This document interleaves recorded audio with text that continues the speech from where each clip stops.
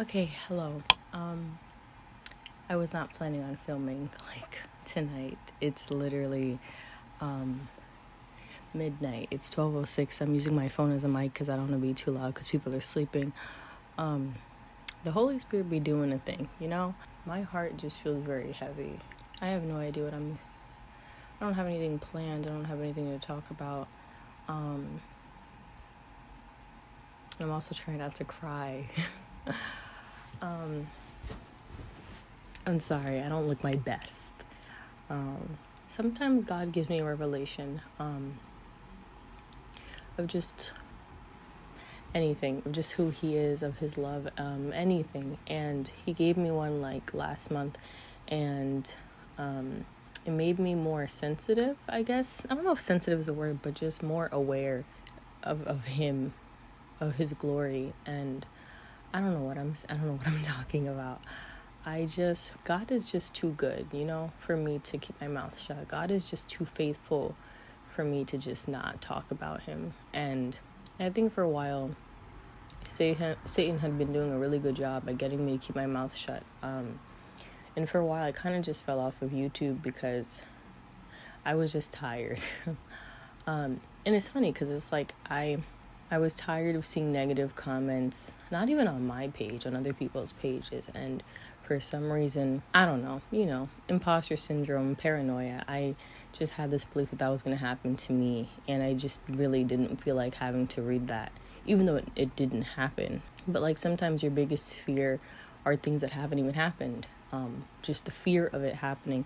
And I think Satan was able to use that fear to keep me from talking about God, because you get your usual Christians are brainwashed or indoctrinating their children to believe in someone who doesn't exist, the usual things like that.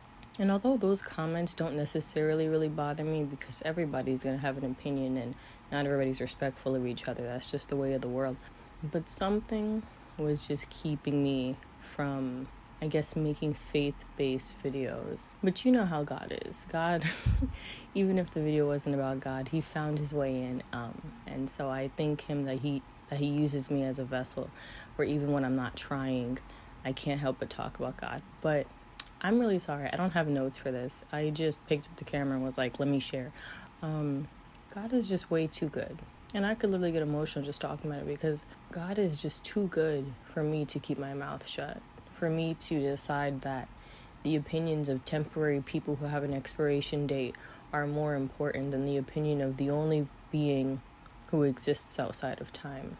I don't understand how I managed to rewire my brain to actually put the opinions of temporary people above the opinion of God. His name is literally God. It's literally Lord. The person that called you ugly or told you God doesn't exist has a boring name, but he's literally Lord. No one else can possess a name like that. And it's just crazy to think how it's so obvious, but sometimes I guess I just don't realize it. And so I'm really not coming here to bash anybody. I'm not here to force my faith down your throat. I'm not here to do anything. I'm here to just talk and profess my love for someone, just the same as other people get to do as well. Because God has just been too good. He is the only faithful one. I put money on that. God is the only sense of stability. God is the only sense of faithfulness. He is the only one who keeps his promises. He's the only reliable one. And I think the part that gets me emotional is the fact that I don't do anything that makes God give me any of that. I do not want to cry on camera. I don't like doing that. No, but seriously. And it's God's grace is literally unfathomable, because I can't think of anything I did to qualify me for what he gives me and how he protects me constantly. Girl. I'm fasting this week with my church. I mentioned it in one of my other vlogs, and the way Satan has really been trying me. I was close to getting into an accident on Wednesday, and then I was close to getting in an accident again today. Different circumstances, but the point is my car would have gotten messed up. I probably wouldn't be injured because these accidents wouldn't have been fatal, but the point is I would have gotten in an accident of some sort of way in 1 week, mind you. And I'm like, look, Satan, you want to keep throwing shots. You ever just like thank God for being God? Like, that's it. Like, you ever just thank God, for being just, for being good? Because I think about that. Like, you know, in those movies where it's like the person that the civilization put their trust in ended up being a bad guy. I think about that and I'm like, God, I thank you that you're not a bad guy. I just think about the fact that like,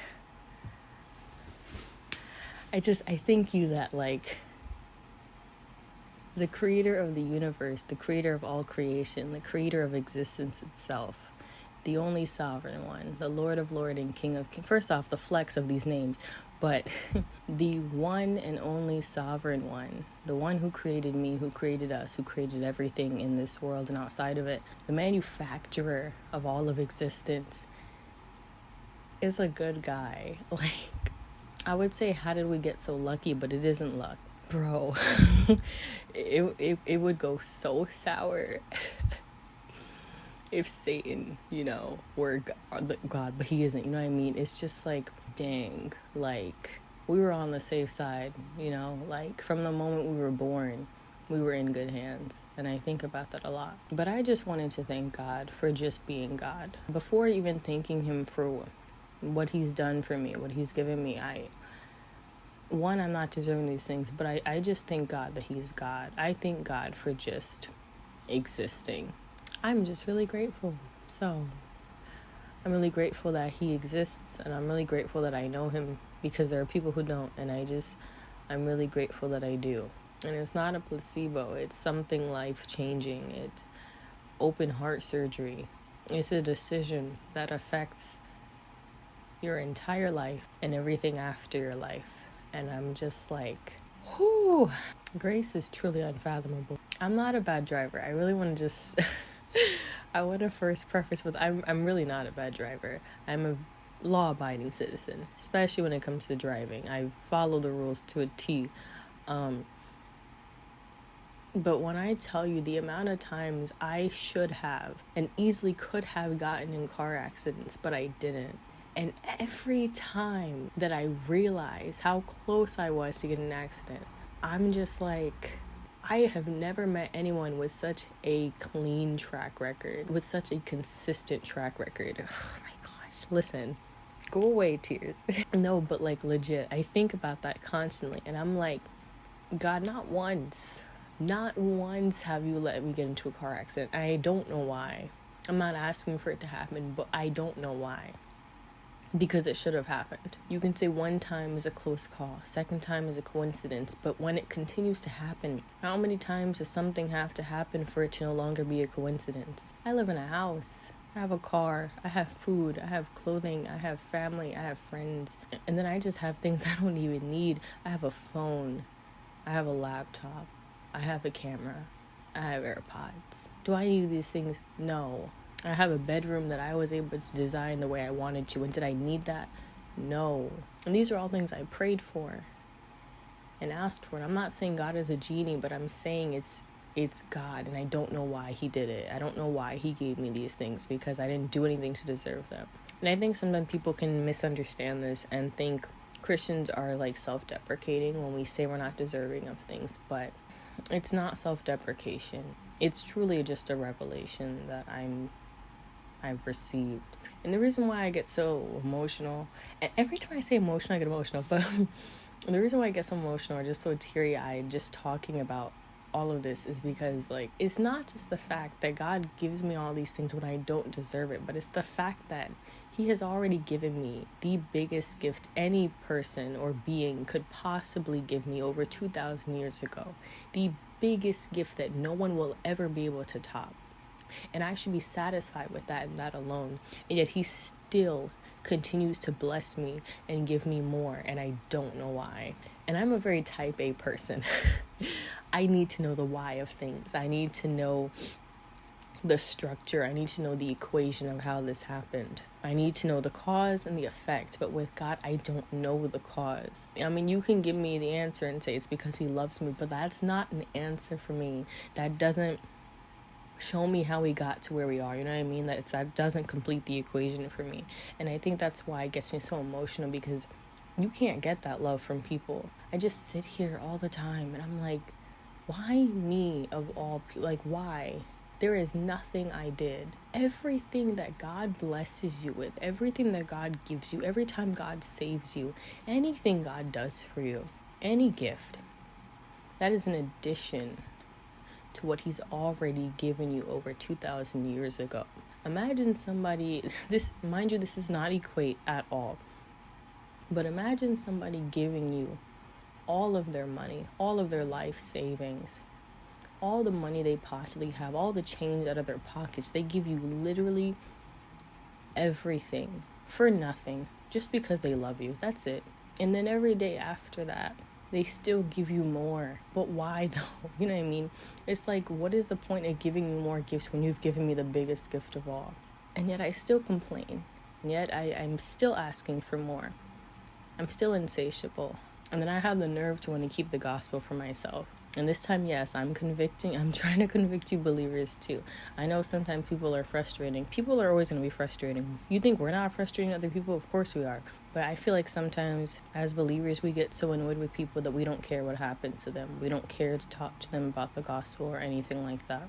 But it's like, if you weren't even deserving of salvation, if you weren't even deserving of what Jesus did for you, how dare you keep that to yourself? You know what I mean? You don't even deserve to have it, but you do. You might hate that person. That person might get on your nerves, but you get on God's nerves, and yet he still gave that to you. What status could you possibly have that makes you more deserving of it than that person? And the person beside you is no different from you. The only difference is the realization you've come to and the decision to follow Jesus. But you guys are the same. I don't know who's going to see this video. I don't know if it's going to be one person, if it's going to be many people. If it's just going to be believers, or if it's just going to be non-believers, or it's going to be a mixture of both. But if you do happen to be somebody who maybe doesn't believe in God, or just isn't interested in like Christianity or following Jesus, again, I'm not here to tell you what to do. I'm no better than you are. I'm not here to force anything down your throat. I'm not trying to use any sort of reverse psychology. I'm literally just a human being that has put my trust in the only one who is not a human being, and I'm just sharing how he changes my life for the better each and every single day. I'm not saying life gets easier, but I have found joy and fulfillment and peace in God, and I don't find that anywhere else in this world. And I'm not saying this to try and convert or recruit you. I'm really not. I promise you, I'm really not. I just want to have the opportunity to share what's on my heart. YouTube is not a safe space. I'm aware of that, but I don't know what reason you found this video. But if you did, and you feel like there's just a void in your heart and you've tried everything to fill it, the answer could be Jesus. It's not easy, but the beautiful thing is there are millions and cajillions of people on this earth, and many of them know Jesus. And so if you need help anywhere, at any point, understanding anything about Christ, or just how to even find or seek Jesus, you can ask somebody. But yeah, I just want to say I found joy, and I really want to stress that joy and happiness to me are not the same. I feel like happiness is surface level and is temporary. You can find happiness in a paycheck, happiness in drinking, happiness at parties, happiness in watching a YouTube video. You know, you can find happiness in just many things, but joy is just this thing that's deep. Joy is underneath. It's underneath the skin, underneath bone, underneath muscle. Joy is deep. Joy is like the core of your heart. And I feel like I found that in God. I really did. I'm not saying that just to say it. I really found actual real joy in Christ.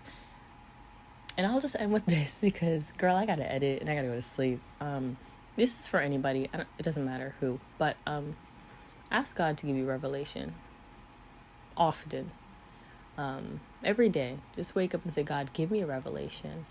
And you can find a revelation anywhere. You can find it in a song you're listening to. You may have a revelation after a conversation with someone. You may have a revelation after reading a book. And that's kind of where I found my revelation last month, is when I was reading Holier Than Thou by Jackie Hill Perry.